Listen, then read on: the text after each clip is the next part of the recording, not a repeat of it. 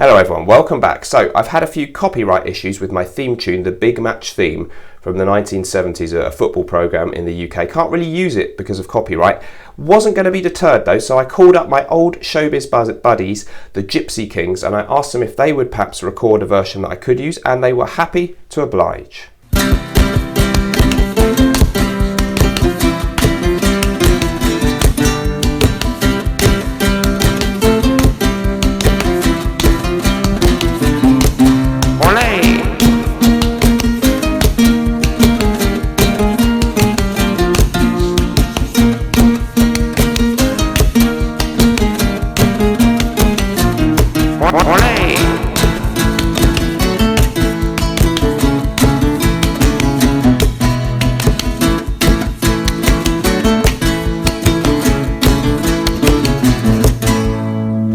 Hello everyone, welcome back. Hello to everyone in the Smelly Army. Today we're going to be having a look at a discontinued gem, Versace vs Uomo from 1991.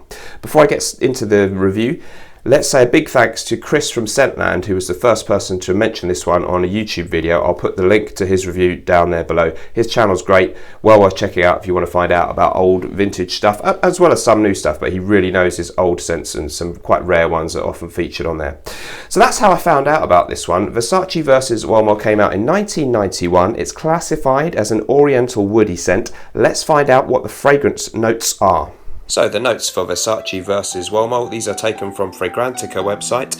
In the top we have mandarin, lime, bergamot, green notes, lemon, lavender, orange and petitgrain. In the mid it's carnation, coriander, jasmine, orris root, palisander and rosewood. And in the base we have amber, benzoin, cedar, musk, sandalwood, tonka and vanilla. On base notes they had a slightly different and shorter note listing, but it did also include there the top note of peach. Okay, so those are the fragrance notes. How does this one actually smell?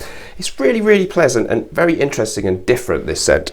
Definitely opens with a burst of freshness and citrus, but there's always a sweetness going on here. So it's not a very sharp lemony kind of or bitter opening, but a sweet version of citrus. So perhaps mandarin is a good note to zero in on, the kind of citrus fruit that has a certain sweetness throughout about it.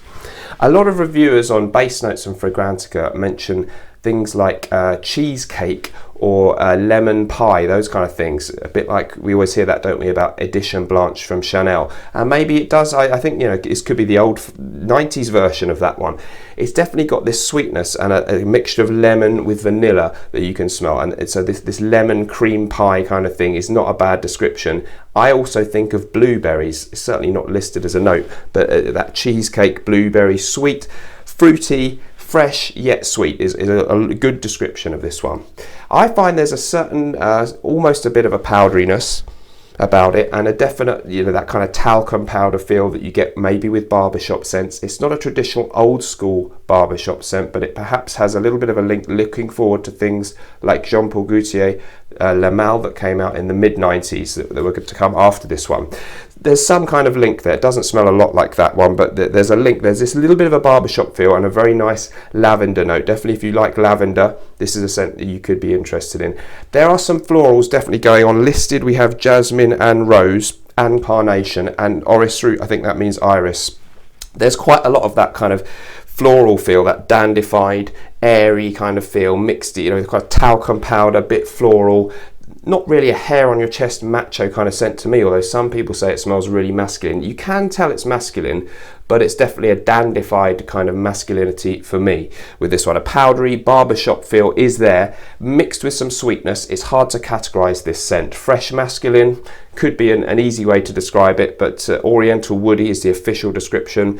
Very hard to compare it to many other things. Does remind me a little bit, however, of another real 90s classic, Dolce & Gabbana by Man. So if we're talking about scents which could be described as a little bit of a barbershop feel with a sandalwood note, they both have that in the base, lavender and a bit more sweetness than the average old school, you know, than Paco Rabanne Pour Homme or Azzaro Pour Homme. This one much more modern smelling than those, although probably smells of its time to people used to scents from the 2000s onwards. So you can tell it's an older style of fragrance, but it doesn't smell like your 80s and 70s stuff.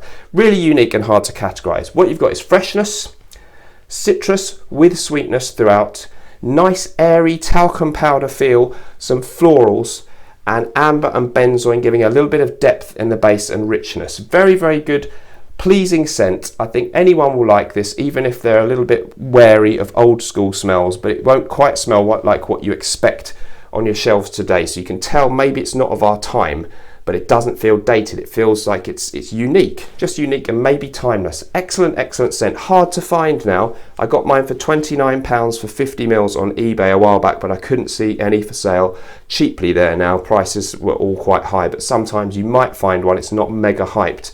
You might get it for a decent price. Mine is a splash, which I have decanted into a little sprayer here. The performance of my bottle of Versace versus Uomo is just average at the moment. It's okay, it's not really weak, but it's not particularly noticeably good or very good or anything like that. It lasts okay and projects a little bit, but for a short while and not massively ever. Other people have found differently, but for me, a little bit of a negative on this one. Its performance is just so-so.